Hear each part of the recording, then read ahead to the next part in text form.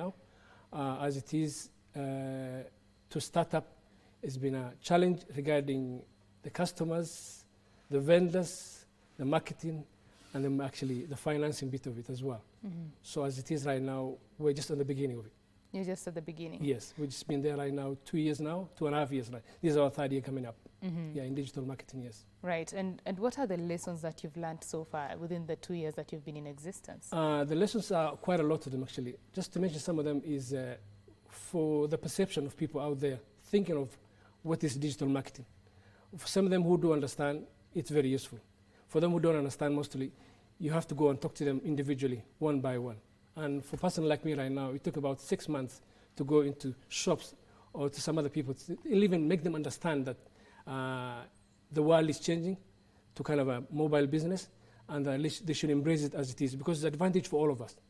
It's an advantage for the customer who's buying it because of the delivery and the comfortability of their services, and the person who's selling it, because there's a lot of people out there who are used to the old way of business by kind of having their product with them so that they can sell it to have a shop with it. So it's like, because now the world is changing to digital world, the convenience bit of it, they cannot comprehend. We're saying that, fine, how will I be able to sell my product without you now taking out my product off me? So it's been a challenge. So it's like, I've been on the street for nearly 6 to 8 months, just to go to know of, tapping them, telling them, listen, this thing is working, and it's been there in this world. And it's only that right now we are embracing Kenya.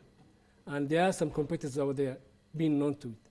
So I thought, it gave me a challenge that I should make my community, especially, who are mostly business-oriented people, to get them actually telling them at least, why don't we move to the digital world? So it's been that way so far. And are they receiving this positively? Is the uptake growing now? It is. I'm afraid, everything that, we are human beings. Yes. And mostly we don't kind of welcome the unknowns. But by doing so now, you need to be patient with them to understand it and for them to see it. Luckily now, as time grows on, they came to see that this thing is a reality and that at least it's happening. So at least they should embrace it as it is. But we're getting there. We're getting there, at least, because at the end of the day, we want to see Synap to be in every house in Kenya and in Eastern Central Africa, God willingly. Well, by doing so now, you need to be patient with customers and be patient with the people. At the end of the day, the people are who you are. So I'm afraid we need to give them time for some reason beyond our control. But again, as it is, they're embracing it as it is. Okay. Yeah. There's a time I was in a shop and I asked the owner if they are online. Yeah. And they said they don't want to go online because competitors will steal their designs and all that. So how do you inform these people that being online is actually an advantage as opposed to a disadvantage to their business? These are the things it's among the challenges that you get to see. Yeah. In right hand, when you go and see them, talk to them, tell them, listen, you have this product which is unique to you. And I'm afraid nobody can take it off you unless you allow it to go. By doing so now, digital marketing is only exposing to different people who don't know who you are and where you are. And maybe they're looking for that item that you don't know that people are looking for. And you're expecting them to come and travel from all the way from somewhere where they are to come and see your shop. And I'm afraid they cannot do that. You have to learn to expose yourself. By doing so now, it's an advantage for you and for the business as it is. So I'm afraid it's a challenge. It's a challenge that we need to be going back to them and tell them, listen, this is good for you, make use of it. So, and in anything that we do as humanity, sometimes we're kind of afraid of unknowns. So because some of them don't know what it is, we have to give them a chance for them to see. So I'm afraid we have to let them take their own time for them to embrace it, and by the time they come on board, they should be confident enough to do that. Right. So the COVID-19 pandemic saw the growth of e-commerce, across the world, because we could not go out there and shop, Yes. That meant that the entry and maybe growth of especially multinationals in the local market really grew rapidly. How are you going to compete with the big boys in the market, so to say? Actually very happy to take the challenge. Why? I'm a Kenyan born, proud to be Kenyan, and I want to do the business as Kenyans does. Why? I'm not an international to come over here, spend a lot of money all of a sudden, do whatever it takes and then go out. No, I want to stay here and embrace as it is, empower the youth as much as I can, because there will be employment issues.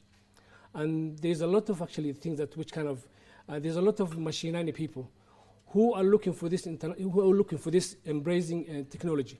I'm afraid some of them might not have that touch to what it is. But because of being a local person, I am looking forward to that challenge to fight my ground in a way that at least we can have this name everywhere in the corner of this country, so that at least we don't have to think of the international that they can do better than us. I don't mind for them to do very well for what they're doing, but again, I have the space as well as a Kenyan to show that at least I can fight my own ground at the same time do business for the community. So I don't have a challenge I don't have a problem with that. Right. Yeah. E-commerce is a very trust-based kind of business. And when someone orders something online, they expect that what they get is what they ordered. Absolutely. But we have seen very many instances where people, order one thing and get a totally different thing, Yes. How do you make sure that, as they say, you get what you order? How do you make sure of that? These are the things when I was actually, before I started it. These are the core things which kind of why I picked on this thing.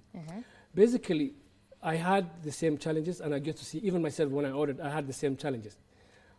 We don't want to say that everything is 100% perfect, but we are going towards that way, perfecting it as much as we can be.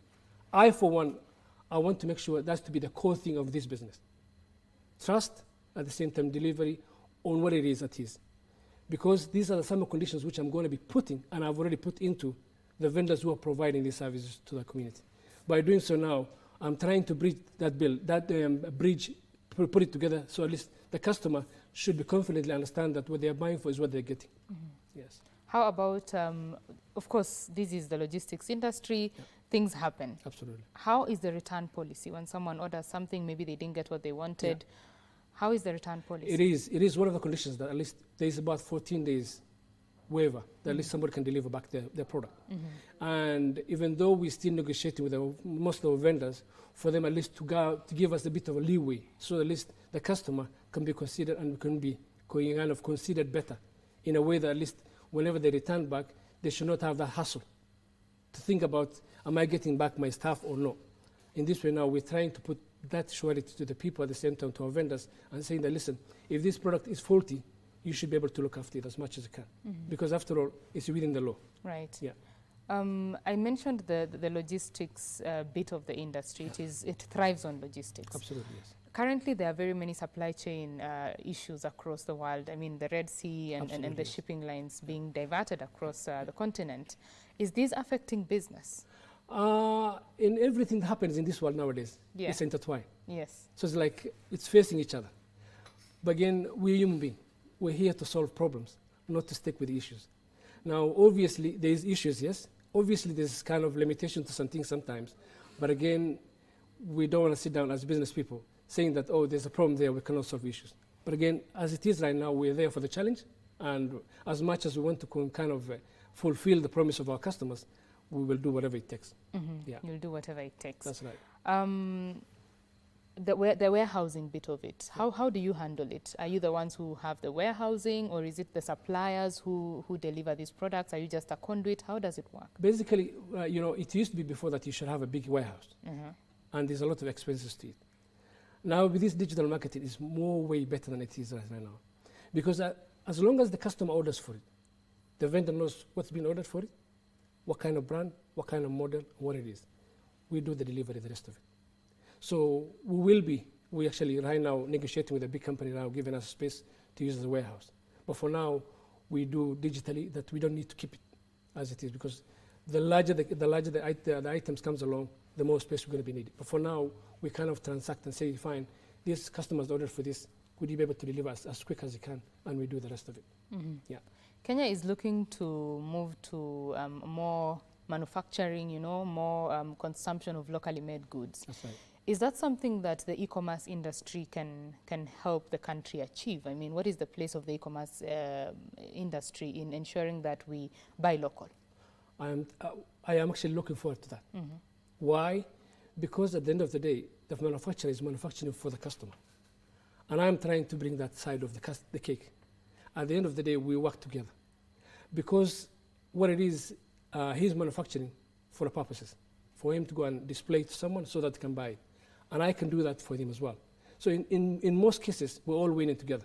We work together, We look forward together to the market. They give me the challenge. I work on my homework at the same time, see if at all I can look after my customers, see if at all I can get them a very good deal. Because if you manufacture locally, it should be cheaper, to my thinking. By doing so now, we'll be having more easy to sell it to the customers who are within their home area, vicinity. Because at the end of the day, e-commerce is there to kind of satisfy that person who is staying at home, who cannot manage to go to the market and do ABCD for them. So that's why we're filling the gap for them. So we're looking forward to that challenge, and hopefully very soon they're going to do that. Right. Yeah. When you're onboarding the suppliers now to the platform, what do you look for, and how do you ensure that it is what your customers need? Basically, in business, it starts with trust, first of all. Without trust, there's no business. Secondly, we will have to, actually most of it, verify the product they're uploading before they kind of put it into the system. We have the right to do that. By doing so now, we will check on what exactly are they putting on, and by doing so now, we'll verify before we deliver to the customer. That's our work for us to do that, because we're bridging the gap between the customer and the supplier.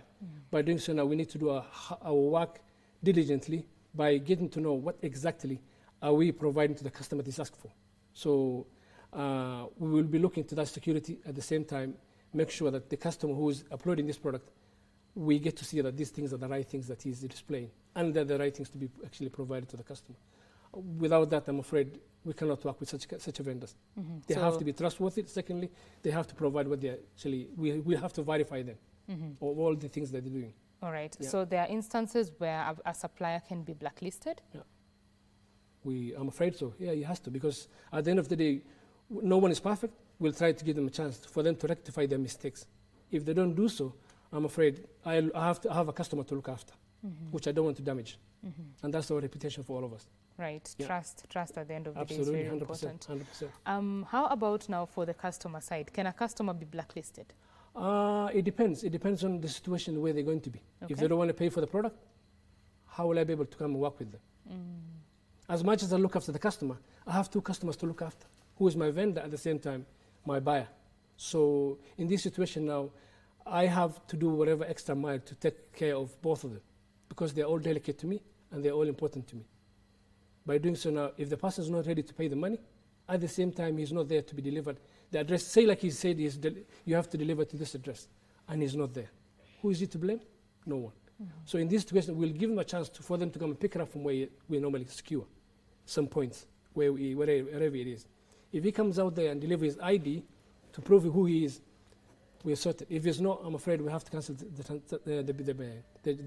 business. The consumer. For the pricing bit, of course, there are very many platforms and they are giving all these discounts all over the place. Right. How do you make sure that you're meeting the pricing needs of your consumer and even being competitive in that sense? That's why e-commerce is there. Yes. It picks and chooses whatever it is. At the same time, we kind of negotiate with our vendors. Our vendors are the key people. They're the ones actually telling us exactly, this is what I want. And maybe my competitor kind of telling me they're selling that product in different price, which I'm getting a different discount. So it depends. There's always in business, we cannot say everything is 100% perfect, but we work within what we have. So we're ready to take the challenge as it is. So we will look after our customers as much as we can, because we need them back, and we need them every time. Right. Yeah. Right now, even before people go to stores to actually purchase things, they always go online, you know, to see the price points, to compare products and all that. So it would make sense for a business to establish itself, you know, in the e-commerce platform, right? What do you tell these businesses, especially in terms of the market dynamics, the kind of consumer that you are serving and they also are serving, yeah? What do you tell them in terms of the mindset of the consumer? You mean the business, supplier? Yes, the suppliers. Now, in this situation now, the mindset mostly we tell to talk to them about is, you have this consignment that you need to get rid of. Now, the choice is yours. If you want to do this thing in the long term, you can keep it as much as you want. But if you want to get rid of it as soon as possible so you can have a new ones, give it a challenge at least with a good discount with it. And it goes around like that. Scratch my back, scratch yours. In business now, unless you give in, you cannot take whatever you want. Now, by doing so now, most of the time, I'm very happy that at least mostly understand. Now, by doing so now, we go to them and negotiate with them and say, listen, how many products, or what kind of products do you want to get rid of this month or this week or this year. And sometimes we have to go into our pocket and go and buy some of them. So we all negotiate to what could go around of all of us. Yeah. So that it's a win-win situation. Obviously, 100%. Right. 100%. Right now, the high cost of living and people, you know, only focusing on essential goods. That's right. When you look at the selling of the products that are on your platform, what do you see moving faster, and what is on a slowdown? Obviously, as Kenyans, chakula. Right. Chakula goes fast because that's the priority right now, and we can't blame the common mwananchi, because at the end of the day, that's what it is. That's where we are because of the COVID-19, you know, and then all of a sudden these wars and all that. Everybody's kind of stretched up, but again, that does not mean that sometimes some people can be flexible enough to come and buy a TV or fridge or whatever it is. You understand? So it depends. Most of the time is, I would say 65% chakula mostly. Yeah. Chakula, yeah. Food mostly. Right. Yeah. When people are using the e-commerce platform, sometimes it is said to worsen, what is it called? Impulse buying, you know? You go there, you see something, buy. That's right. Are there any, of course that is good news for you as an e-commerce platform, but from a consumer perspective, we need to have prudent use of money. How would you advise people in terms of using the e-commerce platform for needs, not wants? One thing, buy what you want, that's all. Why? Because whenever you're going into these platforms, it's not necessary sometimes you buy what you want, but sometimes you buy out of necessity by thinking that, oh, I've got small money today, or I'm expecting some small here and there. Can I buy this for tomorrow? Because of the convenience. At the end of the day, when people are browsing it, there's two things. Some of them just browse it to have some idea of the product they want to buy and the price of it, so that tomorrow, when they're planning to buy, they know what they're buying. Some of them, maybe they've been waiting for money for a big time, and then it just came. So they want to spend it for something that they were thinking of. That's why some of them just pick A, B, C, D. So the advice I would say is mostly is buy what you think that right now is necessary to you. The rest of it, keep it on the line so at least you know that you can plan for it ahead. Because at the end of the day, it's within your vicinity. You can buy whenever you want, anytime you want. And that's why the convenience of e-commerce it is. Yeah. There's a tip that a friend shared with me. She said that she puts things on the wish list, and then if maybe a day later or two, she comes and looks at it and she's like, oh no, I don't want this. She gets rid of them, you know, so that you don't have to buy everything you feel like you want every time. Yes. Well, this is a very interesting conversation, Abdi, we are having here. This is Abdisalani Ahmed Mohammed. He is the CEO in charge of Sinab, which means grapes. It is an e-commerce platform, 2 years currently in the market and looking to expand within the country. Kenyan grown and Kenyan made.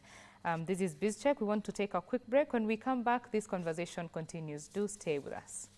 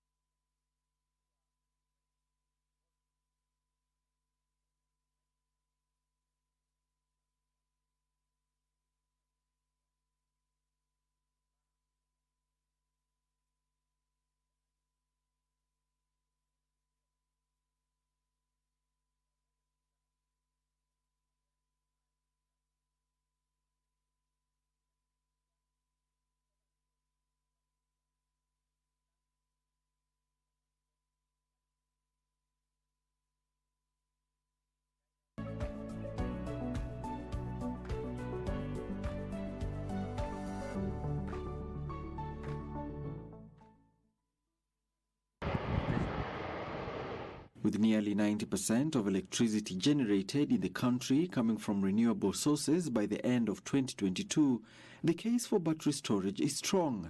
Battery storage does two things. It acts like your power bank. All of us have a power bank where in case your battery is low on your phone, you just plug it in. It also acts as a balancer of frequency and voltage. This even as most variable sources of solar and wind collectively made up just under 20% of Kenya's generation capacity in 2022, according to the Energy Petroleum Regulatory Authority, IPRA.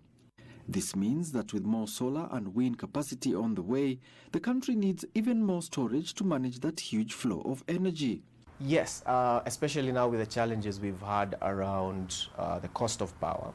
Some of the sweetener that these generators are offering to KPLC and to EPRA is saying, listen, I'll put up this wind farm or I'll put up this solar plant, and on top of that then I can put battery generation or battery storage next to it. That notwithstanding, the electricity storage technology is an exciting but unknown concept to many, begging the question of how it works. It starts with large physical battery packs. What do we do when the wind isn't blowing, or the sun isn't shining, or when there's a fault in the source of electric generation? That's where big energy storage systems like these ones make a difference and start to balance the grid and make it more resilient. They can automatically take excess geothermal, solar or wind energy, store it and give it back to the grid when the demand is high or when there is need to put in some more clean energy. Because the benefits are there. If you're trying to move to a green grid, then you need storage. However, with the government now targeting 250 megawatts by 2024 and nearly 500 megawatts by 2036, experts point to some teething issues that may need to be cleared before moving forward, even as demand for the technology by industry gathers pace. We need clear tariff structures that incentivize people to invest in this technology. At the moment, if you look at, we got the Energy Act 2019, which requires a couple of regulations to make sure it comes into force. So there are a lot of regulations that are sitting at the regulator's desk. We understand they are ready, but I think their energies are focused elsewhere at the moment. We have the issue around fuel prices, the current PPA task force and the effect that has had on the market and the sector as a general. Experts now say as Kenya moves to more renewable sources of energy, the need for big energy storage systems will have to go online to deal with intermittency and ensure grid stability. Alan Aoko, Tech One.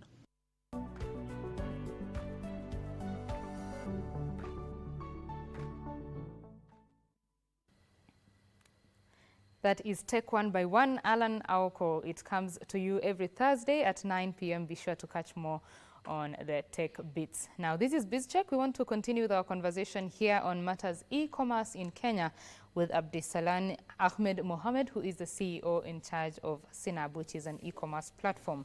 Now, Abdi, thank you very much for staying with us and having this conversation. Pleasure. The e-commerce industry in Kenya is yet to be fully, we are yet to fully exploit it, That's around 3%. That's right. That means the cake is still massive, yeah? Absolutely. So for local innovators such as yourself and people who maybe are looking to enter into this market, what would you say is the starting point? Have an intention, first of all. Okay. And to be ready to take the challenge. After all, everything that we start or everything that we do, it has to start from somewhere. And somebody has to believe in what he's doing. I, for one, I love what I'm doing. And I'm expecting that hopefully whoever is interested to do so must be having the same motivation. At the end of the day, there's going to be a lot of challenges. There will be up and downs. There will be a lot of hits. By doing so now, that should make you at least a unique person who's kind of ready to take the challenge as it is. Mm-hmm. So I would say because of that actually availability space for anybody who wants to do the challenge should be at least pull up his socks and come into the running field. Mm-hmm. And as it is right now, there's a lot to do. There's a lot to do. There's a lot to do. There's a lot to do. Yeah. Of course, the government has been focusing more on the digital platforms, ensuring that there's connectivity across the country. The Wi-Fi hotspots by the Ministry of, Owalo's ministry, the Information Communication and Digital Economy Ministry. The efforts being made by the government currently supporting the digital economy, are they sufficient? Would you advocate for more? I'm afraid yes. I'm afraid yes. You know, right now the government is only doing the starting bit of what it is. Okay. But there's a lot to do. And as mostly I can see on the TV and on the news most of the time, they are doing a lot of whatever it takes, awareness and people to embrace it and people to take the digital world. Yes, the connectivity is one among the reasons most of the time. Most of the customers are not kind of a bit hesitant of saying that I cannot get this thing where I am right now, or how am I going to get these things? They feel a bit insecure of how are they going to do these things, because right now, beside delivery bit of it, we want to see Vatol, and we will be doing actually investing into that by kind of harmoniously actually showing the people that where their product is and track it as it is, be either from Nairobi to Eldoret, be either from Nairobi to Lokchogi or to Mombasa, so the customer can see exactly where the product is. By doing so now, we need to have a network, and the network has to be provided by someone. For the companies right now who are providing, they can only go with the limit. And hopefully, as time goes on, and the government actually is putting more effort to it, we will get that to where it is. We cannot compete with the Western world. But and it's only 50 million of it. Obviously, there's room for improvement. And we will look more. The outcome can be and the people information on how to go about it. Yes. When you talk about connecting the rural Kenya, I mean, sometimes when you're in the urban setting, it can blur the picture of the reality, you know. Yes. There's good connectivity here. Internet is no problem in Nairobi and the big cities. But there are areas where people still struggle to even make a phone call, you know. Absolutely, yes. So when we are thinking of now connecting the rural areas, how much would that mean for the e-commerce industry? Actually, besides even e-commerce, even the communication bit of it, it means a lot. It means a lot. Because, as you remember before, we used to have small phones, but now everybody now is going to these touchscreen phones. And everybody wants to know what's going on in the world, beside Kenya. And now this information, it simplifies so many things. Leave alone e-commerce, but even having to have information out there, it's very important to the local mwananchi out there. So for the government now to do more extra work to kind of pull up their stocks, especially on fiber optic stuff, it will help a lot, and it will go a long mileage. Why? We need to, because Kenya is not Nairobi, it's not Mombasa, it's not Eldoret, it's not Kisumu, it's not Ivo. There's a lot of people out there with a larger number who wants to have more information, and they want to know what's going on in the country and in the whole world. Now, by doing so now, to have more connectivity, it helps a lot. So I would appreciate if the government could do extra mile. Yeah. Right. Yeah. Very important. Of course, there are there's something that is being done on that Absolutely, front. yes. Absolutely. So we hope it can be ramped up. Absolutely. The address system in this country is another challenge. It's a big problem. It is, when you want to have something delivered somewhere, you have to keep making phone calls, you know, especially to the border guys. Absolutely. And it's a mess. Of course, the country, the government is trying to sort that out. Yeah. What is your experience in the e-commerce industry? Challenge. Challenge. Why? Because, you know, in the Western world, it's easy. Yeah. If somebody's buying it, he knows where he's buying from and he knows where he's delivering to. But over here, you have to kind of every time cross-check. Is the customer asking for the right place to be delivered to? Sometimes they'll be asking for, can you deliver to this corner shop of mine? I can go and pick it up later on. Some of them will tell you, fine, can I come over to pick it up from you? Why? Because of the security bit of it.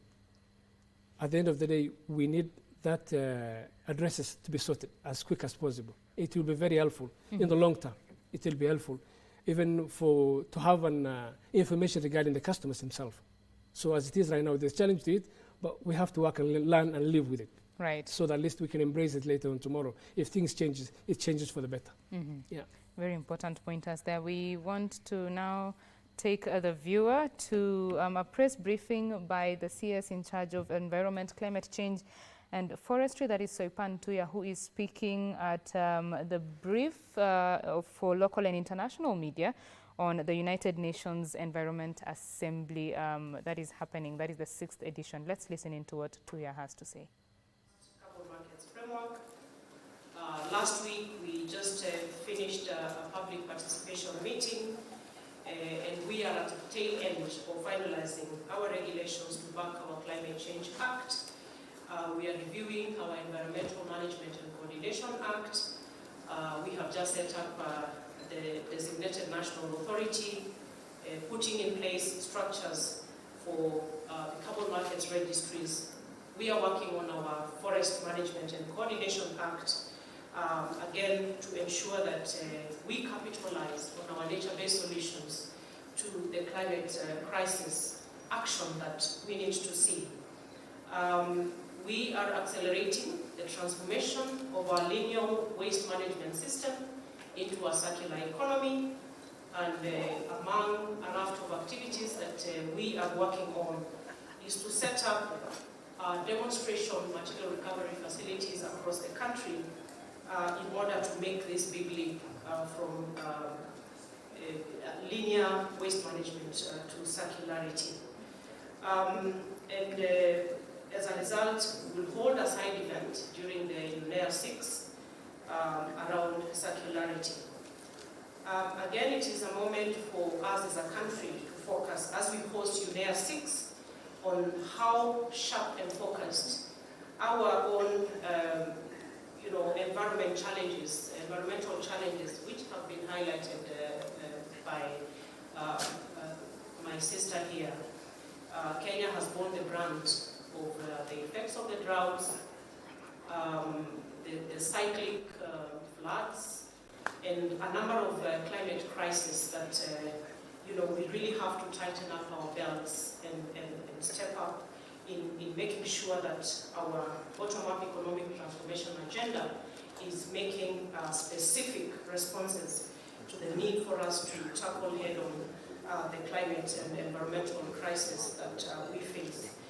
One of our biggest programs, as is known the world over, is our ecosystem restoration program, and we will be keenly looking to participate and negotiate to make sure that the resolutions that we see coming out of UNEA 6 will really capitalize on the nature-based solutions, and for us as a country, focusing on enhancing our ecosystem restoration program.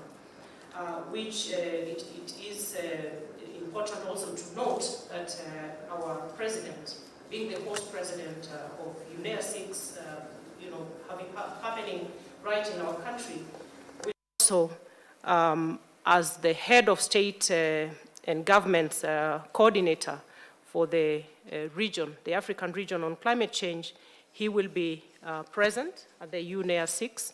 And we are hoping that we will have other heads of state joining in, and His Excellency the President will be there on the 29th on the high-level opening day. And on the same day, we will also be engaging in line with the established UNEA tradition. We will be hosting a reception for all the delegates, and I'm sure as we stand at 3,000. I know that by the time we are closing next week, we will hit the 5,000 mark. And I'm pleased to note that we have set up an interministerial team to support UNEP and all the organizers of UNEA 6 to make sure that we are going to have a very seamless movement of delegates, that we are going to have a very seamless, all the logistics that need to go into making UNEA 6 a major success.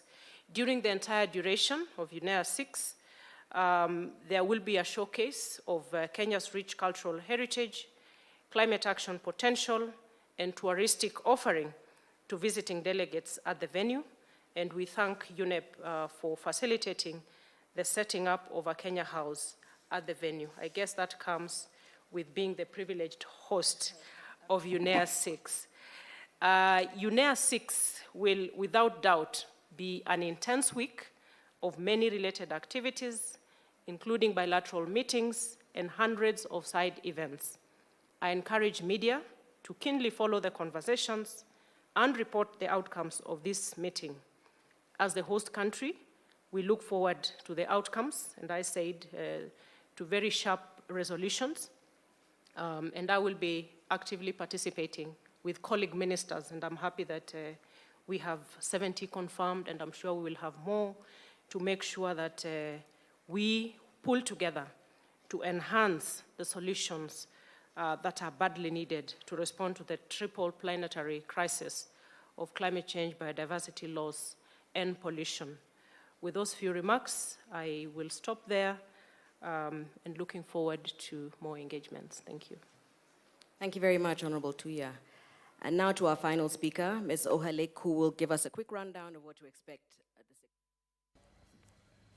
That is the Environment Cabinet Secretary Soipan Tuya there addressing a briefing on the United Nations Environment Assembly that will be happening during this year. It's happening in Kenya. Of course, 5,000 people expected to attend that particular assembly.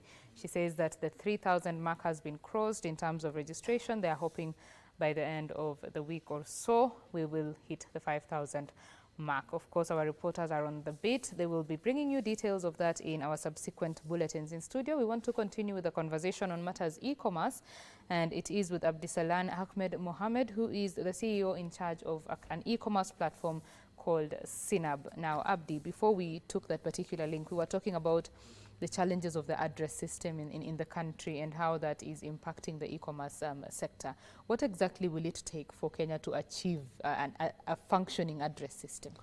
I think it has to start, first of all, with educating people, how useful it is, and how useful it is in terms of communicating. Because before, when we were young, we used to have a PO box, and you have to go to the post office to go and collect your letters. But this address now, it'll help the postman to easily come and deliver to the house, where if it's an important information regarding hospital appointments or any transaction that you do with any human being, because they want to know where you live, it'll be easier. So we need to have at least, first of all, a public education of how useful it is and how helpful it's going to be in the long term. But for now, because we used to the PO box and we still stuck to that, I think the government should do a bit of education-wise, kind of embracing that if we go to home addresses, postal address will be more useful to the community and to everyone as it is so far. But because at the end, the other side of it, we used to live in rural areas most of the time, and now we moved to cities. And the people in the rural areas don't even have a post office, don't even have an address. So now in this situation now, the address could be more helpful and more handy enough for people to understand where things are going about and how to be reached into. Because at the end of the day, reaching to each other, it's very useful and it's very educational. So I would say the government should take the first initiative of educating on embracing to having that. Right, and of course this would be very important for the government in terms of even service delivery to the people, absolutely, right? Yes, absolutely, yes. It will make a lot of help. It will help a lot. It will help a lot, yes. Right. So as we come to a close of the conversation, Abdi, I'm curious to know from your perspective, what is the future of e-commerce in this country? Honestly, the sky is the limit. Because, as you say, there's only 3% as it is right now. And there's a lot to learn from it. We're learning more. We're seeing more. Now, having to say that because of the kind of the curious thing which is there right now, it's an AI. AI is kind of changing the game. So the game is changing towards, actually, towards the better help of the customer and everyone's information. So by doing so now, I think there's a lot to learn. And only a stupid person will say, I don't know what's going to happen. But there's a lot to learn. Right. There's a lot to learn. Right. And we're looking forward to it as it is.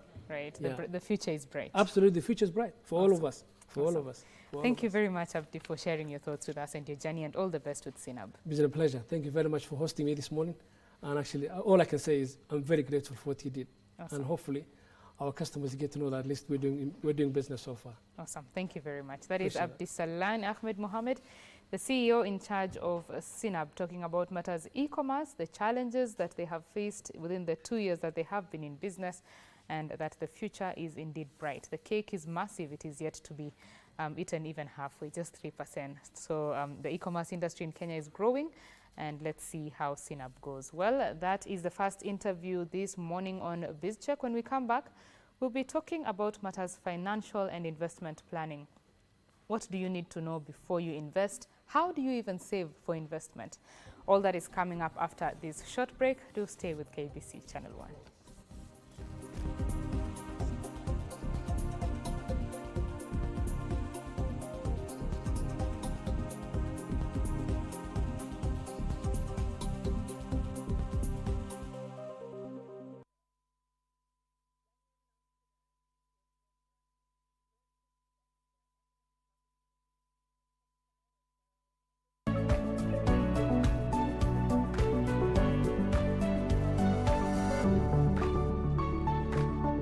The savings culture in Kenya remains very low at 13%, which is below Africa's average of 17%. This is primarily attributed to financial illiteracy. A lot of people are not able to build a savings culture and invest their money.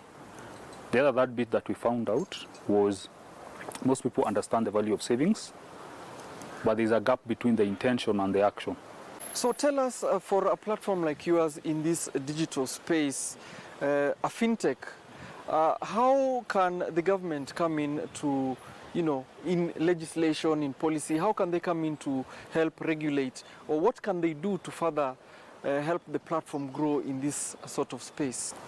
The regulator in this space, that is Capital Markets Authority, has been very supportive. And we are working under their purview or under their license. Yeah, so on that end, yes, there has been immense support. The other bit that we see the government playing a bigger role is in terms of educating the masses about savings and investment. By contrast, neighboring Uganda and Tanzania have already crossed the 20% mark, even though their per capita income is significantly lower than Kenya's. Perhaps Kenya's savior to accelerate savings lies in relying on technology to close the financial literacy gap. That can only be done by embracing modern day channels, things like Instagram, Facebook, where the youth are, but also using the mass media channels, such as TVs and radios. Perhaps now Kenyans are curious as to how the platform works. Maybe you can show us how it works? Yes, I'm more than happy to show you how it works. Thank you very much. Yes, let's go in. This way? Yes, this way. Today, more than ever, financial education is a core life skill, as most households are living from paycheck to paycheck. When you log into the app, what you see are all the goals you have created.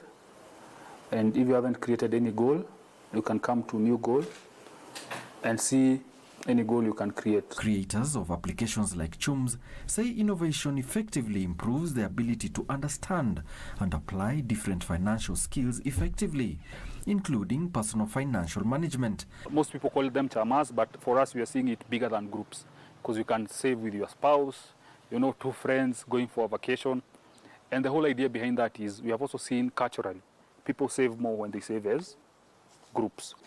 Now, more than ever, a critical mass of informed citizenry is important, especially when it comes to financial inclusion and financial literacy. Alanonko, take one.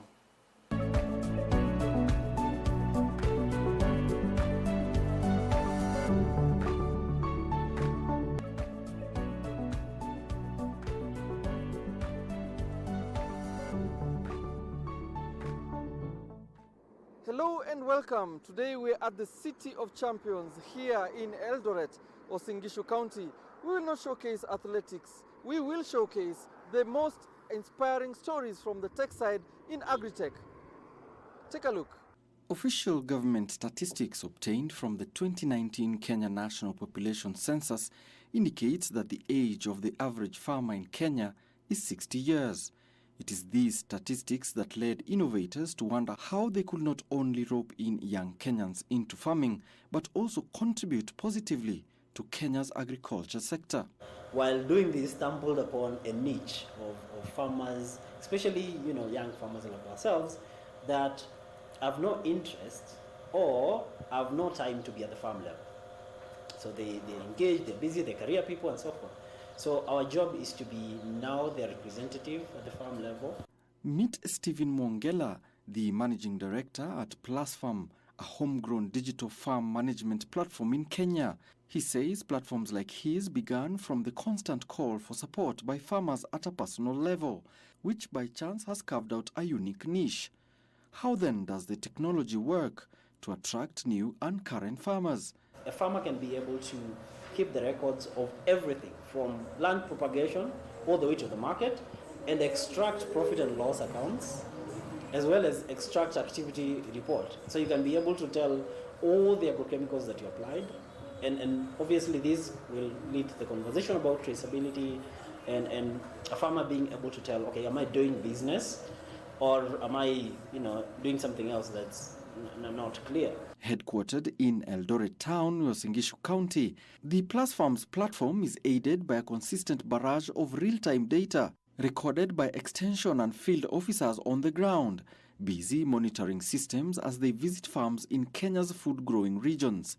Innovators say it is one of the ways of properly commercializing farms for farmers and minimizing risks. Say there's PlusFarm on one end, then you have the farm owner on the other end, who is probably in Nairobi or in Helsinki or in London or in Finland or thereabout. And then you have the farm manager, who is at the farm level.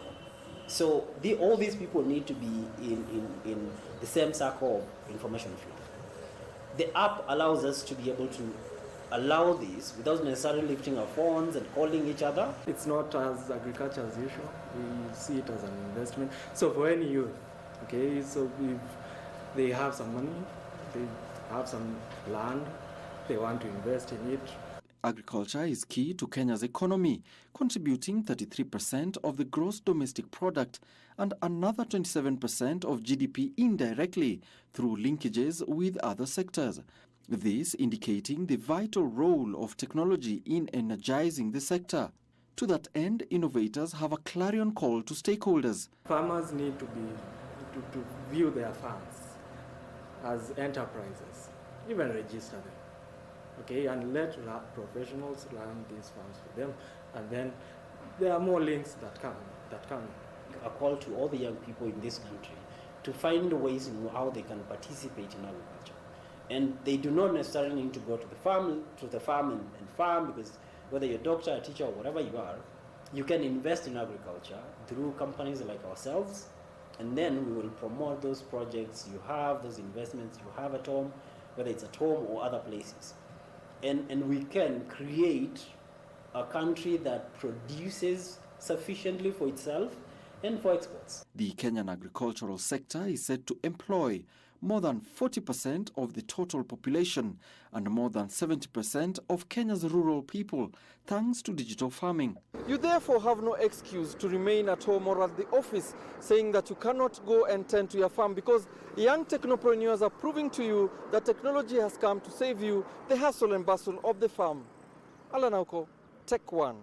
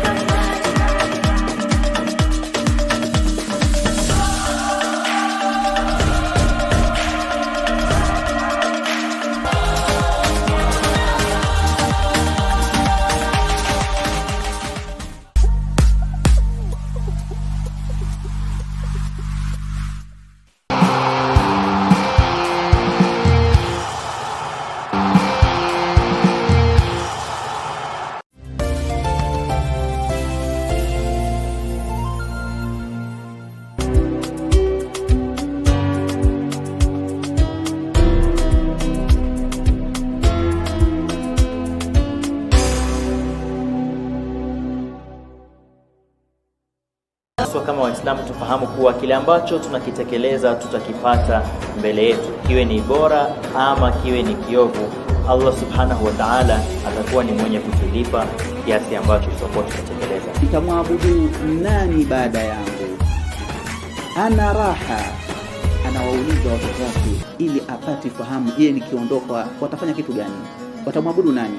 Anta salam wa minka salam tabarakta ya.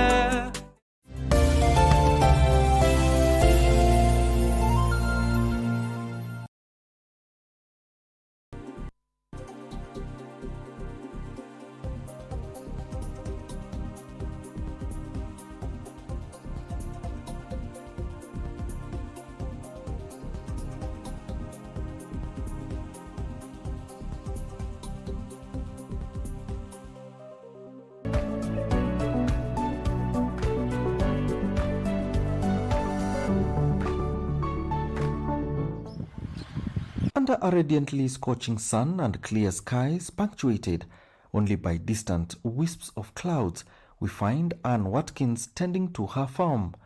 She is one of the many Kenyans celebrating a new revolution in agri-based technology.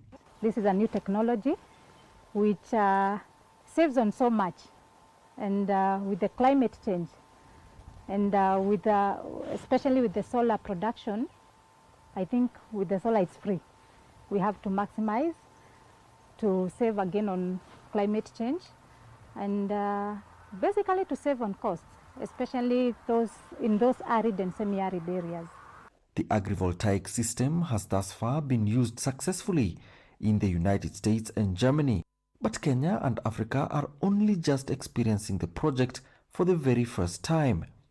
Several months of research by scientists from the University of Sheffield in the United Kingdom, World Agroforestry and Kajiado-based Latia Agro-Entrepreneurship Institute has yielded positive results for the project, now dubbed Harvesting the Sun Twice. We had two plots. We have the control plot that is grown under the normal conditions. And what we were able to know is that after the analysis, we were able to get that the crops that were grown under the panels perform. All the players that have been in the agriculture ecosystem, we have put the foundations for why agribusiness is viable for the continent. Most of the technologies that we are talking about, we know which technologies have a chance of success on the continent. What really now needs to be done is to connect the dots. However, after the successful rollout in Kenya, another trial is being set up in neighboring Tanzania, the aim being to spread the technology across the continent. But farmers like Watkins say they still need help. Being a capital-intensive project, the government maybe can put up policies in place when it comes to funding, maybe providing cheaper loans to farmers, and maybe organizing farmers into cooperatives, which may end up being a community project as a cooperative. Even as the continent and the world gathers in Nairobi from the 4th to the 6th of September at the very first ever Africa Climate Summit to deliberate on the adaptation of climate change mitigation efforts, climate-smart technologies like agri-voltaics remain a source of hope to rural farmers in the face of a changing and challenging climate. Alanauko, Tech One.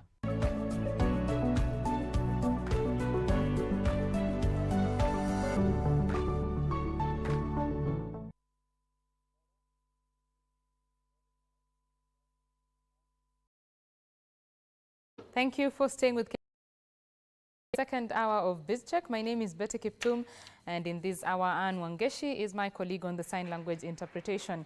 Now, we want to have a conversation on how to manage your money. How do you ensure that you're prudently planning yourself financially for now, for retirement, and investing right? To have this conversation is Joseph Rono. He is Executive Director at CPF Group, as well as Alex Kidake, who is an investment expert. Thank you very much, gentlemen, for joining me. Thank you. Karibuni sana. So currently, the environment, the pockets of Kenyans are very tight. Inflation, cost of living is very high. How do you ensure that you're planning yourself right financially? And is it even possible in these trying times? I'll start with you, Alex. Yeah, thank you very much. My name is Kidake Alex Malova. I am an investment expert. And just to be honest, what you're saying is true. Kenyans are struggling. You can see now the dollar is at 162 against the Kenyan shilling. So I think the best thing that Kenyans can do is they take advantage of the dollar. You see, normally when something happens, you have to make sure that you concentrate on the positive side. How can you make advantage of what is happening in the country right now? Is by making sure that we export more. So if you can be able to invest, let's say, in agriculture whereby you do something like fruits, and you look for foreign investors. And let me first of all talk about a country like Kenya. What are they supposed to do? They're supposed to look for investors who will come, set factories here. We empower our local businesses. The moment we do that, we will be able to get more dollars for the country. Because the biggest challenge that we are having in Kenya is the exchange rate. And there's no jobs. Our people are struggling. The moment we do that, we will be able to help our people get jobs. The dollar will come down, and life will be normal. Mm-hmm. Yeah, because when you talk about struggling, it's all over the world. It's not only in Kenya. Even if you go to Uganda, they're also struggling. Right. Yes. Rono, as you've heard Alex speaking, you know, those challenges and what could be done in terms of the dollar rate. What are your thoughts on that in terms of financial planning? Yes, in terms of financial planning, Betty, you'll agree with me, we are operating in a very interesting environment right now.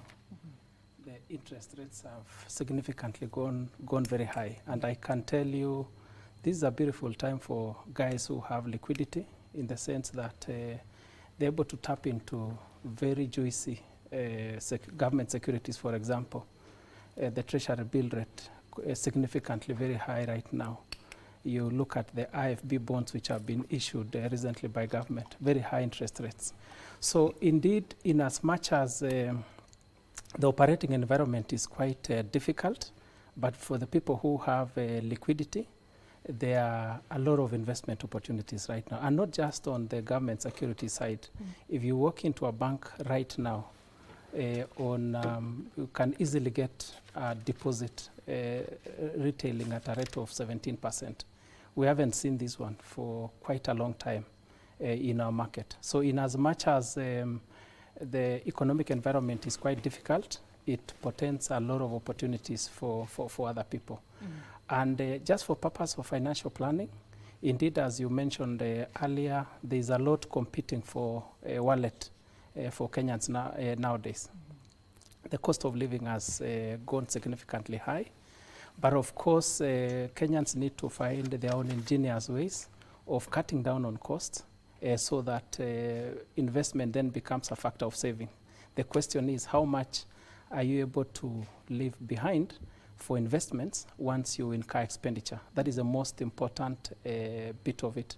And all of it revolves around financial planning. Right. Which I know we'll be able to demystify as we engage. Yes, indeed, we shall be able to demystify that. That is just a teaser into this conversation on matters financial planning. I am informed that the government spokesperson is speaking currently. Isaac Maura is having his weekly briefing. Let's just listen into what he has to say before we get back to this conversation. Issued here today. President William Samoei Arap Ruto has made a 2-day visit to Japan, marking the first state visit by a Kenyan head of state in Japan for over 20 years. And it's good I explained to you there's a difference between presidents attending a global or a Japanese conference and a state visit. Now, a state visit is like when the Prime Minister of Japan was here alone to visit the country. And it's a reciprocal visit by His Excellency the President today, as we speak, in Japan. Now, that is different if we have 12 heads of states coming here for the Africa Climate Summit. That is where the difference is. There are 12, nobody really special, in particular being one visit, but then many people attending a conference. You cannot say that when heads of states and government meet in New York to attend to the UN meeting, that those are state visits. They are not. or when people meet, when presidents meet at the AU in Addis Ababa, those are state. No, a state visit is when a single president or head of government visits another country. So this is a first in 20 years, because I've seen that people not understanding. During this visit, His Excellency President William Ruto has underscored the strength of Kenya-Japanese relations, and the visit has not only solidified our bilateral ties, but also concluded very pivotal investment projects leading to a new era of prosperity and innovation for our nation. A total of 45 billion shillings has so far been secured, which are as follows. Kenya shillings 15 billion Meru Wind Farm Energy, which is a step towards environmental sustainability and economic efficiency in the spirit of climate action and green energy. This project will promote and create several jobs and aims to lower the cost of electricity to benefit millions of Kenyans and encouraging investment in that area and beyond. Secondly, there's also the 8 billion Kenya shillings Isiolo solar energy, which will inject more power into a national grid, and it is a cornerstone in transforming Isiolo into a thriving resort city and county. And you know very well Isiolo is like in the middle of Kenya, and it is part of our big LAPSET projects to create another new corridor, a new Kenya. To further make power affordable for our customers and to spur industrial development, there is also a geothermal project that has also been funded by the Japanese visit. There is also the Thika motor vehicle plant that also has been funded going forward. And so therefore, these investments are extremely important in terms of what this government has been able to achieve. And then I want to answer very categorically to those who are naysayers, those who say that these visits do not have any significance, to tell them today, eyeball to eyeball, that they are extremely important, especially when you have a reduced fiscal space due to debt. These are investments. When you have vehicles being manufactured here, we are able to produce, we import over 120,000 vehicles, primarily from Japan. And now when they are produced here, they are not just for this market, but also for Africa, but it also reduces the cost of owning a car or a vehicle, and even spare parts that are extremely expensive going forward. And also, the decrease in total foreign currency exchange payments that were made earlier this year has reduced fuel energy costs, and this by half-fold, from 6.45 shillings to 3.22 per kilowatt per hour. This has therefore contributed to the reduced cost of power, such that, as we speak, we now have a reduced cost of 3.44 Kenya shillings, such that if you buy 100 units, or if you use 100 units in a month, it means that you will not be able to pay 344 shillings, or rather, you will save 344 shillings. So the government is really trying very hard to reduce the cost of electricity, and that is significant. So Kenyans will see a slight reduction in their electricity bill, and that means better cost of living. So it's very, very important that we note that. Now let's turn to agriculture. The Kenya Kwanza administration has made a series of significant advancements within the nation's agricultural sector. These initiatives are aligned with a broader strategy to enhance food security, increase farmer incomes, and position Kenya as a leading agricultural producer in Africa, as outlined in the Better Plan. The President has emphasized the need to reduce our annual food imports from the current 500 billion to less than 250 billion by 2027 and to completely eliminate them by 2022. This is very significant, honorable ladies and gentlemen, because to begin with, we are using about $5 billion on importing food. Yet it's almost similar amount of money that we get as remittances from our diaspora. So it evens out because majority or most of the money that is remitted is for household maintenance. And noting very well that according to the Kenya National Bureau of Statistics, households are spending up to 55% of their income on food. So it is very important that we reduce this, going forward. And that is why, for example, we have a project called 72 by 27, which aims to reach a maize production target of 72 million bags by 2027. And last year, we achieved a record production of 61 million bags, an increase of 21 million from the 2022. This success is largely due to the strategic distribution of 4.5 million bags of fertilizer to our dedicated farmers. And as we speak today, this fertilizer is being distributed in many counties, including Makueni, where the Minister for Agriculture is, and other various places that the government has deployed key officials to do so in all of the 40 counties that qualify for this program.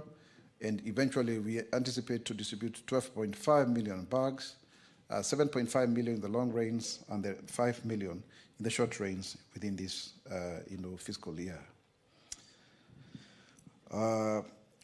We also, the government will continue to support Kenyan farmers, and this year we are buying 1 million bags of maize at Kenya shillings 4,000.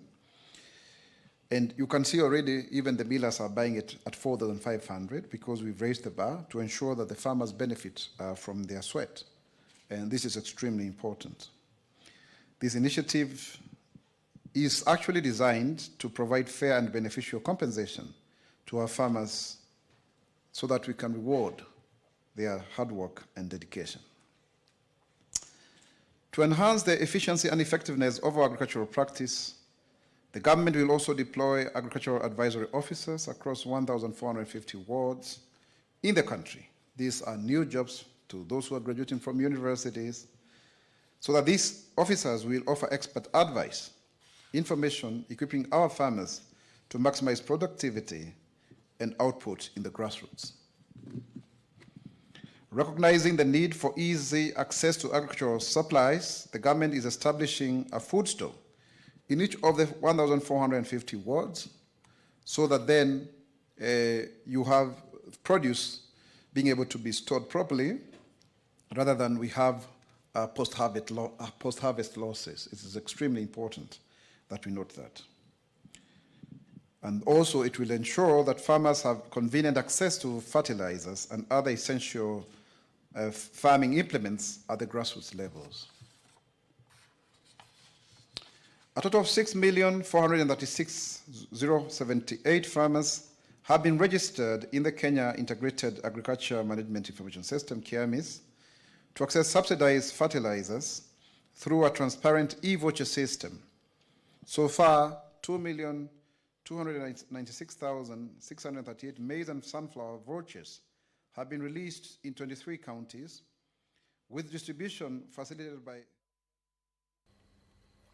Now, that is Isaac Mwaura. He is the government spokesperson having his weekly briefing there, just updating the country on what's going on and the government plans, including matters agriculture. The government plans to ensure that there is 72 million bags production by the year 2027. Of course, our current demand is at 48 million bags, which we keep missing that particular target. And if 72 million bags is reached by 2027, that will be good for food security in the country. We now want to take you to a preparatory briefing on the World Telecommunications Development Conference that is slated for later next year. Principal Secretary in charge of broadcast, Professor Kisiangani, is speaking. Let's listen into that. Cheap, smart-enabled phone that can utilize the connectivity infrastructure that is available.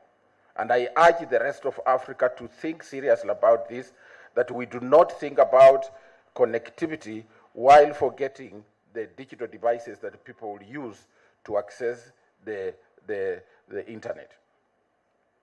Ladies and gentlemen, although the initial focus of 5G was focused on urban areas and industrial locations where there is a greater need for technology, we are seeing an exponential increase in the adoption of this 5G to other sectors of the economy. Other key trends shaping the mobile ecosystem include artificial intelligence, and I think this is very important for our delegates, and the opportunity for it to drive growth, improving smartphone access, a move towards circular economy principles in the light of growing climate concerns, and the rise of fintech, which is driving collaboration and innovation across the region. Despite the commendable growth recorded in the sector, ladies and gentlemen, there are still pockets of this country, our country, that lack basic communication services, largely due to geographic isolation, low population density, and a perceived low disposable incomes. And when I speak about our country having this challenge, I know even in Burkina Faso, you have the same challenge. I know in Ghana, you have the same challenge. This is our African challenge. I know in Zimbabwe, you have the same challenge. I know in Cameroon, you have the same challenge. Connectivity to people should be a priority. The government has embarked on a deliberate drive to reverse this trend. Through the Universal Service Fund, which is domiciled at our Communication Authority, we have deployed communication infrastructure connecting about 750,000 people to mobile network services in various unserved and underserved regions of our country. And this service is not driven by economics. It's driven by the fact that even if there is no immediate economic returns, our people must access information through these platforms. The ripple effect of enhanced mobile network connectivity has been exceptional.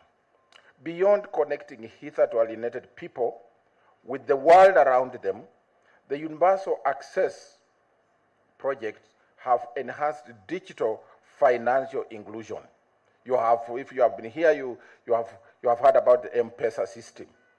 Improved governance, improved quality of life, and enabled stimulated socioeconomic activities in rural areas, and thus this has enhanced participation in the digital economy. Distinguished delegates, globally, even as countries make efforts to enhance meaningful access to ICT services, we are alive to the fact that cybersecurity remains the single most critical challenge every country is facing. And Dr. Cosmas Savasawa, you talked about this as one of the critical issues that you are considering. You know, cybersecurity is serious. We have to confront it in Africa. In order to enhance the security of Kenya's cyberspace, and in line with the global cybersecurity agenda, Kenya has in place the National Cybersecurity Center, a multi-agency point of contact for coordination and response to cyber threats to our country. In the period between October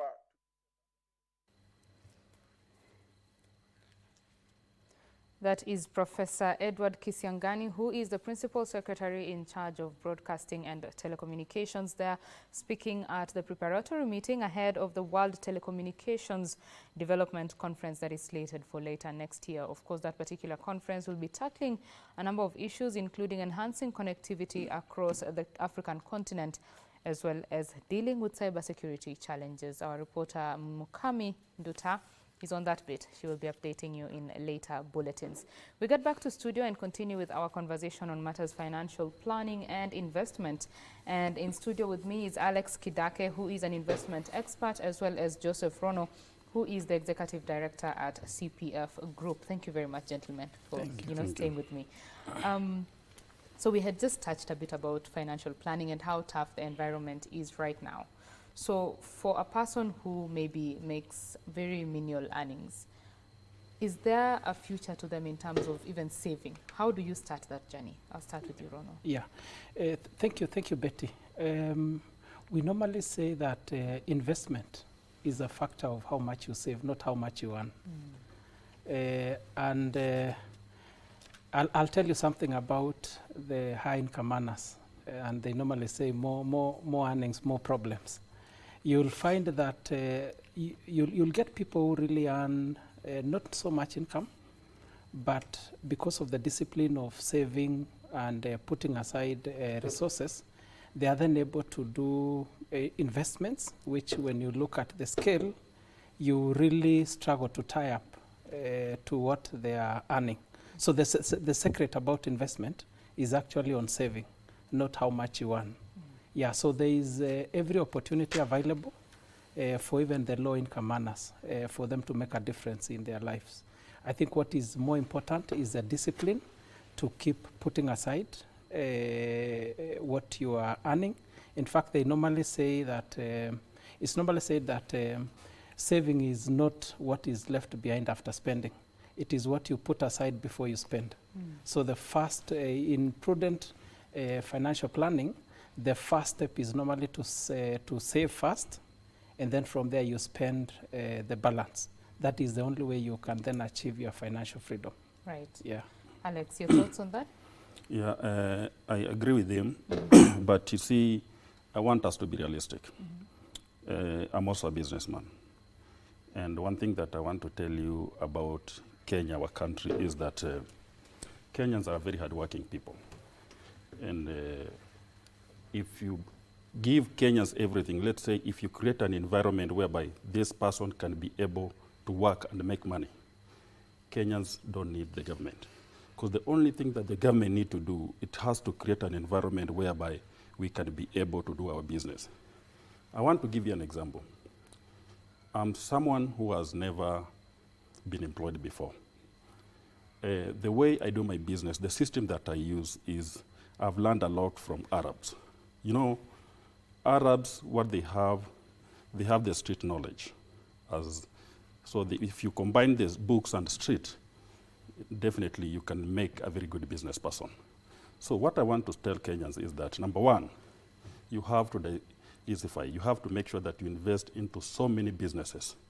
And make sure that you do a lot of research. You also have to understand what is trending, what is in the market, what can you be able to sell. And then you see things are tough. You have also to curb your expenses. I want to give you an example. If you go to town, we have the uptown and the downtown, that is River Road. You realize along River Road, there's a lot of cash flow as compared to the other side. Those people at River Road, most of them, they have not gone to school. And they are doing better than those guys who are doing the white-collar jobs. Reason being, those guys at River Road, number one, the way they do their business, they don't fear loans. If you go to books, they will tell you, you have to make sure that you minimize the money that you borrow, so that by the time you get to 40, you have very few debts. But as a businessman, what I'll do, I'll go for debt.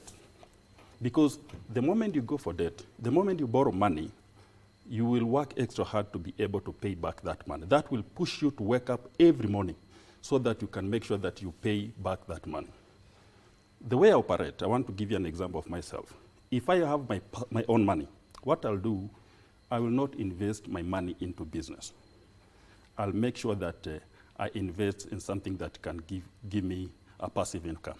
That means something, if it's a rental, I'll build a rental whereby it gives me money. But I'll not invest that money in business. Money for business, I'll borrow it. Borrowing money for business, it will help you to have discipline so that you can pay that money back. Borrowing money, it will make you wake up very early in the morning, you work extra hard. The other problem that Kenyans are facing, I heard the government spokesperson talking about agriculture, the issue about fertilizer. What you should ask yourself, is agriculture paying well? Is farming paying well in this country? The answer is no. Because you see the government has to create market for those produce. It's not paying well. Our people are struggling. Because you see they want to import maize. And I can tell you, I have, if you look at those farmers who are in Kitale, with 1 acre of land, how many bags of maize will you be able to get from that 1 acre of land? 1 acre of land, I think, maximum, if you have everything, you will get around 20 to 25 bags per acre. 20 to 25 bags after how long? Almost 4 to 5 months or 6 months. You are getting per acre, you are getting, that means by the time you transact everything, 1 bag, if you sell it for 4,000, that means you are making something, it's not much. But if that person invests, instead of planting maize, let's say you are in a very good environment and you decide, I want to do red onions. You know, 1 kg of red onions goes for wholesale price, it's 150 shilling. 1 acre piece of land can be able to give you 15,000 tons. So that means you will be able to get 2.2 million from that 1 acre. What is your total investment on the seedling and everything? It's around 800K. So if you utilize that land very well, and if you know what you're going to plant, instead of going to this, you go to something that can give you very good returns, I can assure you, you will make money. Because our people, you see, I was in Western the other time, you find everyone is planting maize. Everyone is doing this. But if you can be in a position whereby we do educate our people, because there are even some region, if you're giving fertilizer to help our people, are you going to give fertilizer to those people who are in the city? Definitely no.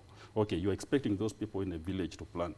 If you go to developed country, you find, make sure that apart from whatever they're doing, they make sure that they also help farmers to get market, good market, not just a market, but good market for their produce. Thank you. Right.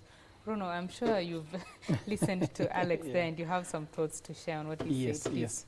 Maybe perhaps on the story of borrowing for business.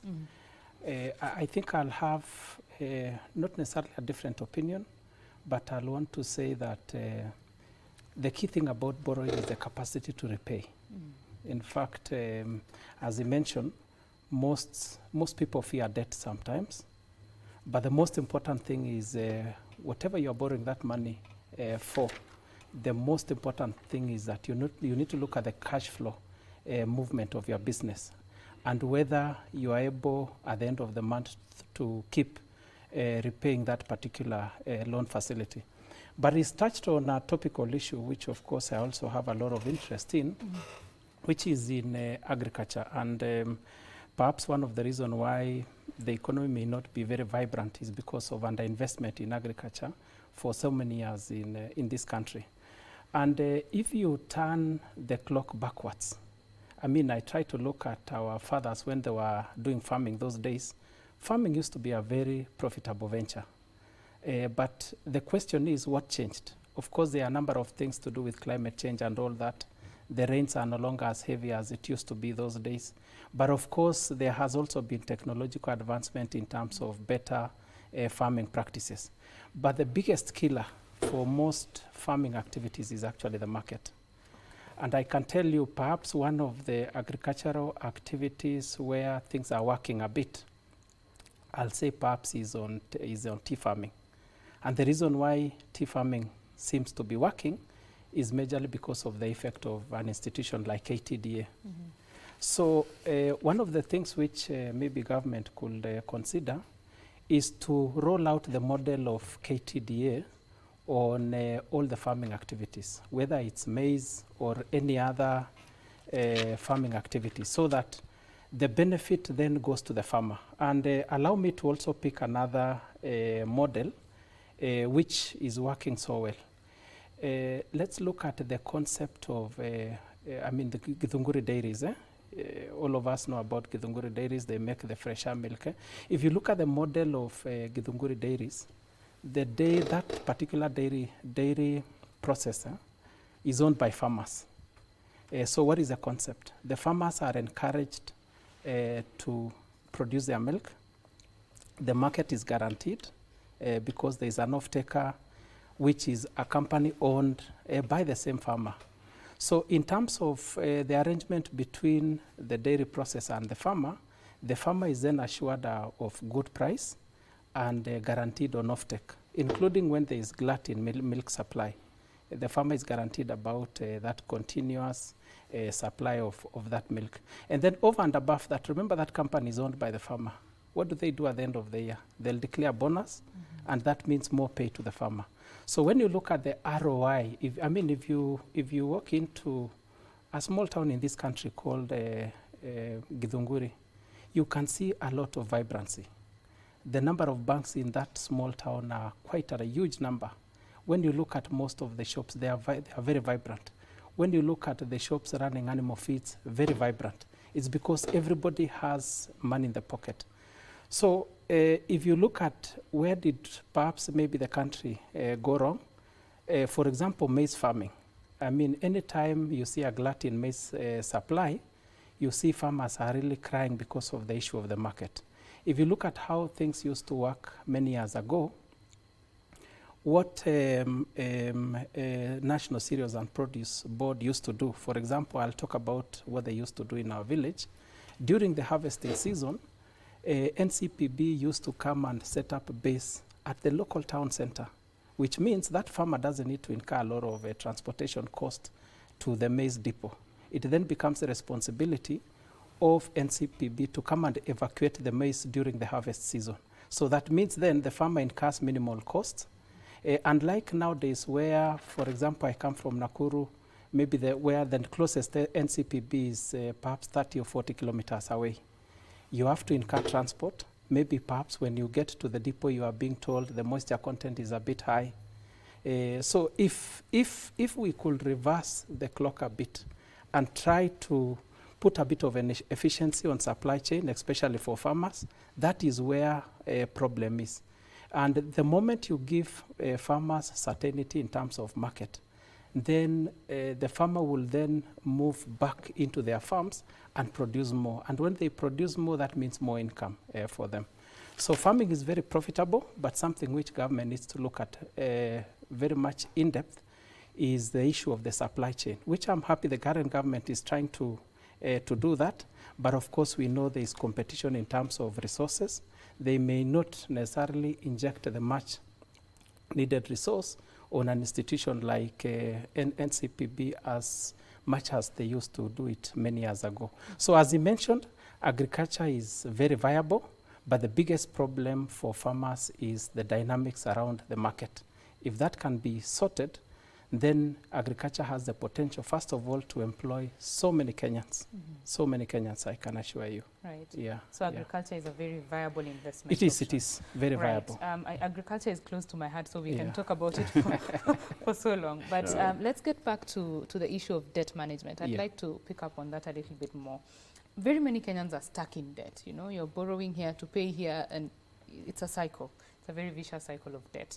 How can someone who is stuck in there get out of it, and also someone who is not in debt stop themselves from falling into that trap? I'll start with you, Kidake. You know, if you go to books, they'll tell you avoid debts. They'll tell you don't borrow. But you see, for me, I'm out of experience. I'm a businessman, and borrowing is not a bad thing. That's what I can tell you. The only thing that you have to make sure that you do is you make sure that you are in a position to pay or to service your loans. Because I want to tell you something. There are people who borrow money to pay loans. You know, you cannot do that. And the moment you do that, you find yourself in more mess. Because what I want to tell our people, especially when it comes to debt management, the only thing that you need to do, if you cannot be able to handle that, the best thing that you should do, start by paying those big debts. You clear them, because those are the things that might give you pressure, because there are those people who will not handle pressure, and they want to make sure that by the time they get into their 40s, 50s, they are debt-free. But if you are a real businessman, if you are a hustler, you know Kenyans are hustlers. If you are a hustler, don't fear debts. Just know how you are going to manage your debts. If you don't know how to manage your debt, make sure that get a professional person who will advise you on how to handle that. Because by the end of the day, even our government, Kenyan government, also borrow. So those are not things that you can be able to avoid in business, because I want to tell you something. Normally, if you look at Kenya right now as we are speaking, the biggest problem that we are having in this country is that the rate at which Kenyans borrow money is very high. If you go to other countries, if you can be able to secure your money, you can get loans. That is, I'm talking about the dollar rate, as low as 3 or 5% per annum. So I'm also into finance. I have a microfinance, and the money that we give out, we borrow that money from other countries, not Kenya. You know, you cannot borrow money from a Kenyan bank and you loan to your people. That money we are borrowing from other countries at a very lower rate. Then we come and loan that money to Kenyans. So what I'm trying to say, borrowing is not a bad thing. Just borrow and make sure that you pay it back, because you know, without borrowing, you cannot know, you cannot even be able to tell whether you are credit worth or whatever. You cannot operate with your own money. In business, a smart businessman does not operate with his money. You operate with the people's money. I want to give you a very, you know, I used to be one of the consultants of Nakumatt supermarket, although I came in when the supermarket was really struggling. They have a very good module of the way they were doing business. You see, this guy, they did not invest their money into the business. They used, the only thing that they did, they just invest money on infrastructure. They make sure that they place and marketing. But what they did, they used to get goods from clients on consignment, meaning on stock, you're not investing your money. You are getting goods on consignment. When you get goods on consignment, they had a very good system whereby they used to calculate their profit as per shelf space, not per product. So if the product is a slow-moving product, they make sure that they double or they triple the price. So the product that moves very fast, like milk, the profit margin is very small, like 2-3 shillings. But you see, that space, you make sure that you keep on bringing in more milk. You just use the same space to make sure. So they used to calculate. They had a very good system. But unfortunately, they were unable to handle the debt, because the money that they were trading with, they were getting stock on consignment from other people. They were unable. They were using people's money to open branches. Okay. So if you cannot be able to manage loans, don't get yourself into loans, because it will mess you up. Rono, your thoughts on debt management? I think I fairly agree with what Alex has said. What is important about debt is the capacity to repay. So what does capacity to repay means? It means you need to have looked at what we call debt coverage ratio. In other words, when you borrow, there's a destination where that money is going. Mm-hmm. The destination where money is going could be business. So you need to have evaluated that business with a view of identifying how much is this business able to generate, not just in terms of income, but in terms of consistent cash flows.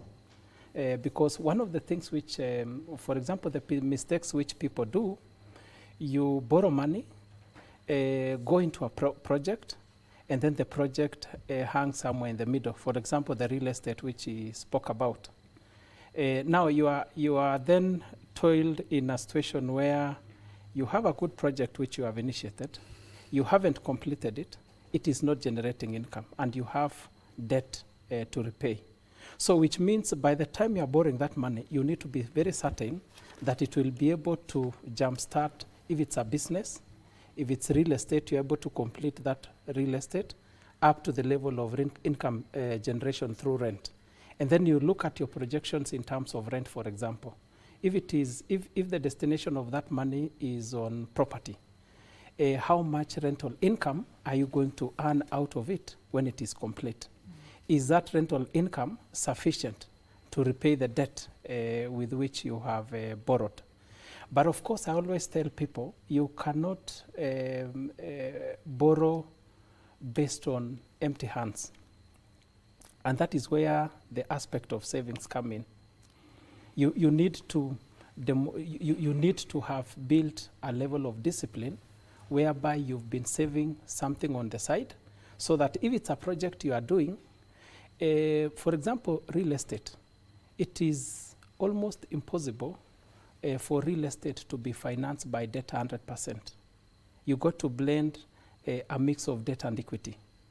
So that, you know, equity is basically your own source of income, which can then come from the savings. Otherwise, if you are to borrow 100% to finance something like real estate, there is a very high possibility that you are going to be foreclosed on that particular investment, if that is the only source of income. And then, of course, other than that, more important, before you go into borrowing, you need to assess your current financial situation in terms of what are your levels of income, and in this case, consistent income, which is translating into cash flow. What are your expenditure levels? How much on regular basis will you say is idle cash, which can then go towards financing a loan facility?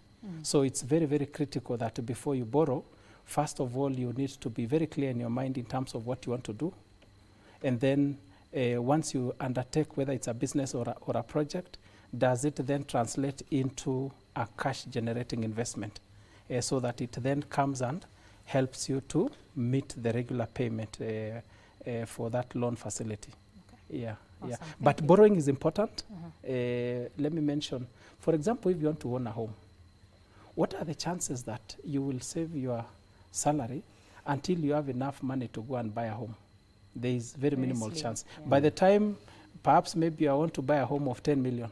By the time you've perhaps been disciplined and saved 10 million, the value of that house will have moved to 20. Right. So borrowing always comes then to bridge the funding requirement for you to meet certain objectives. But as I mentioned, the discipline is on the capacity to repay.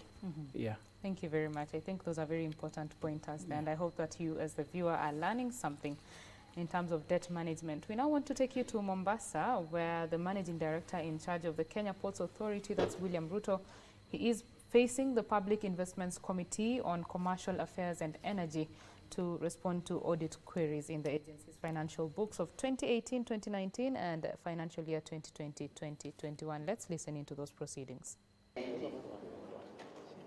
So if I may ask the MD, which bargaining agreement did you use? Did you use for 2018 or the next one for 2020-2021? Chair, we used both of them. Initially, the one 2018-2019, we used it. But now, anything that happened in 2020, anything that happened in 2020 is guided by the collective bargaining agreement for the 2020. We will provide any documentation that says, because the union also, once the agreement has been signed, to write to the management saying, yes, we agree you have paid us this amount, but the collective bargaining agreement that we negotiated for the 2020-23 is this. And now we request to be paid the difference. Those communications will be shared. But from where we stand, Chair, when we discuss with the Auditor General, the submission of the documents that we had provided at the date of engagement, they were satisfied that the documents that we had submitted were okay. But if this committee will direct us to submit additional documents, just to say who said you backdate, we will be able to share those documents, Chair.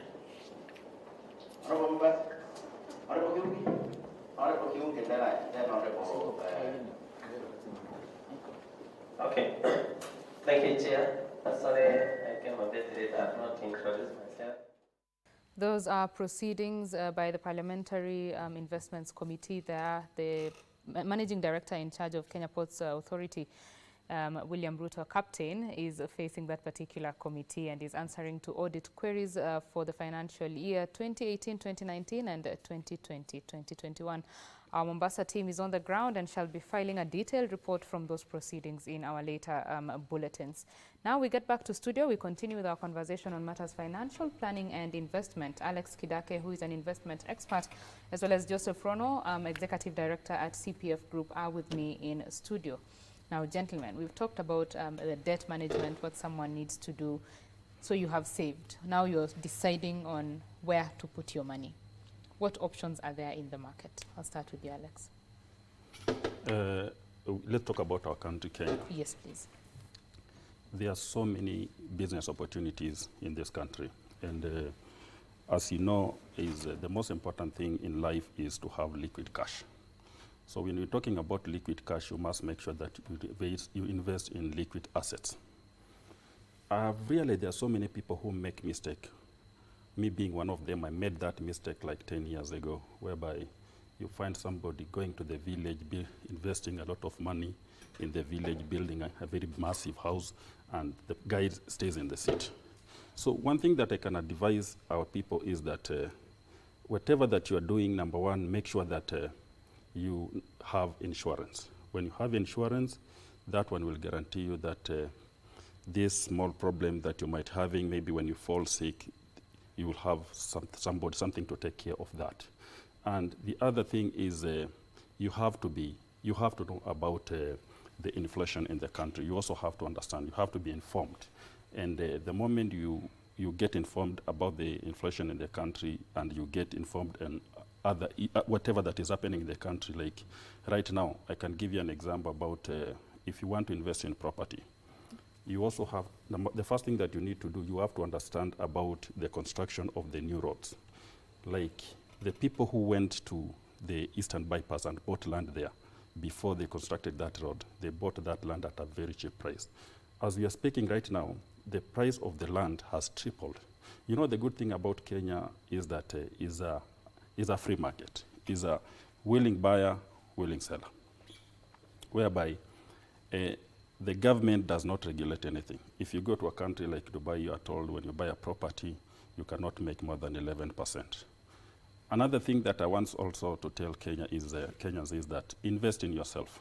If you have money, try to travel. If you have some workshop or exhibition somewhere where people are getting trainings, go there, learn more, learn from those people who are doing very well, because if you look at the way, especially if you go to Arab countries, the way they do their business in a very relaxed way.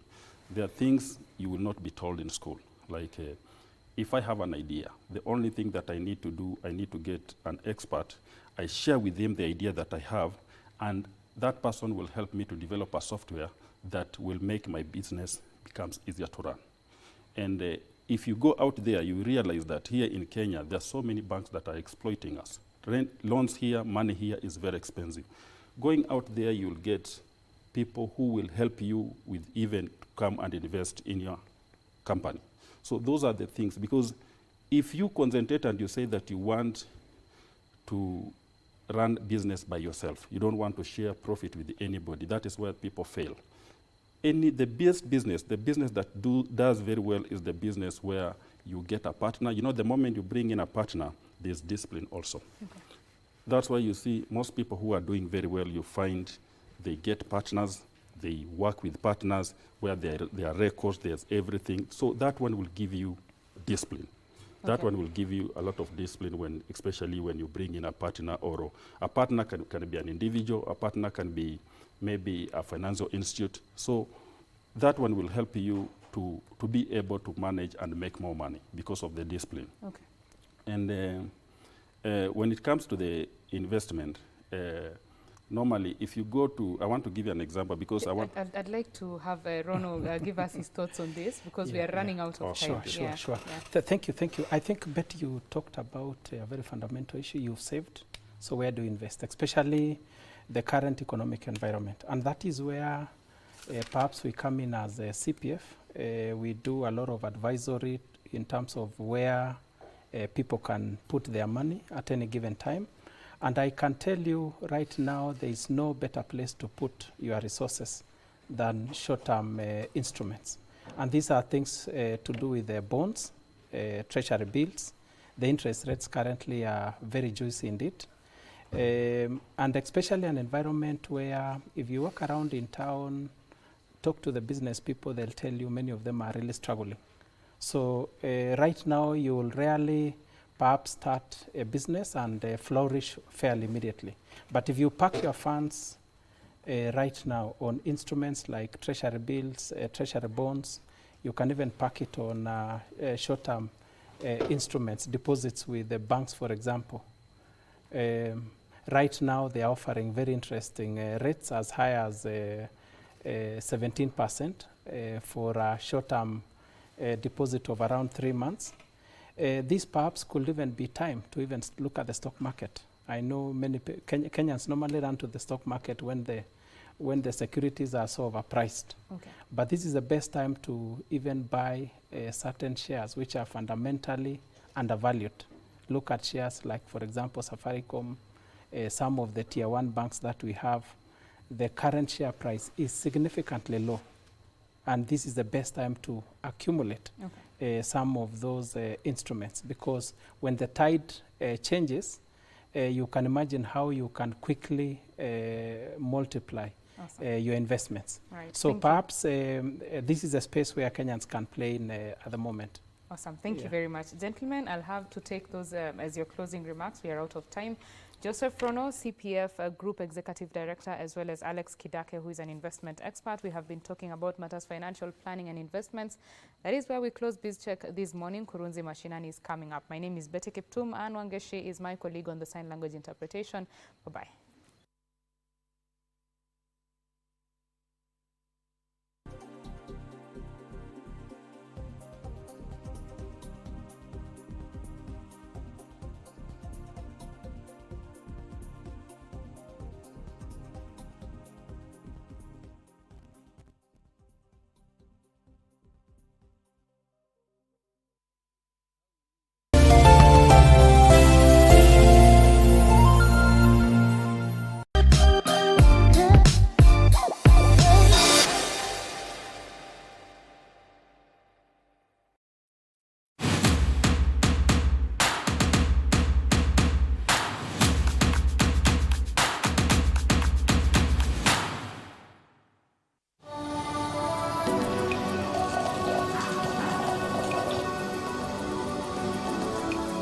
Sado, the way of tea. A tradition that perfectly expresses the Japanese culture of hospitality. The history of Sado begins in the 15th century. Great tea masters like Senno Rikyu refined and developed the art's focus on hospitality and the creative interactions between those serving and drinking tea.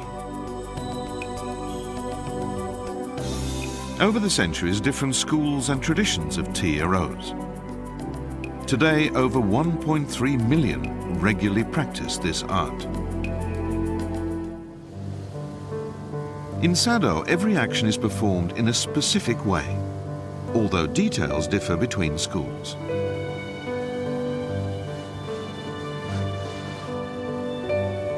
Mastering this art takes much time and constant practice. Students learn the precise way to rise from the floor to a standing position and to never tread directly on any threshold. Before use, the bowl is carefully wiped with a special cloth. Even the way of folding this cloth follows a set procedure.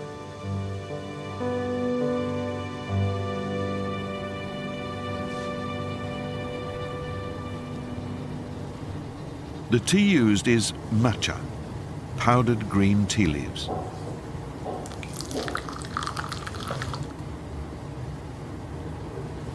When mixing the tea and hot water, the right hand holds the bamboo whisk, while the left grips the tea bowl. This action must be performed with the whole arm, not just the wrist.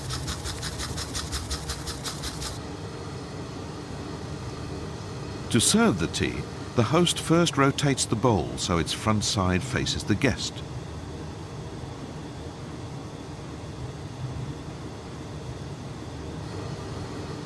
The guest then rotates the bowl again to avoid drinking from the front side.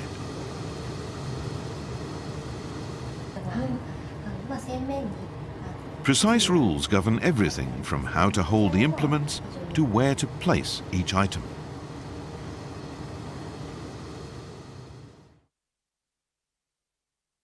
The host decorates the tea room with a flower arrangement representing the season.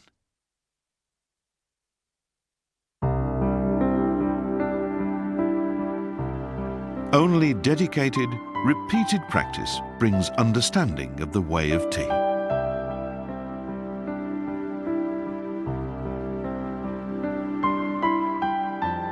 Through practice, one realizes the 4 key principles of tea.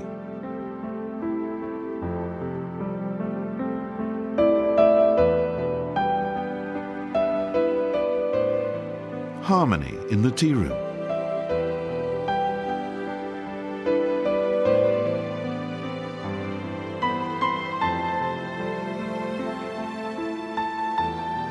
Respect for each other and all existence.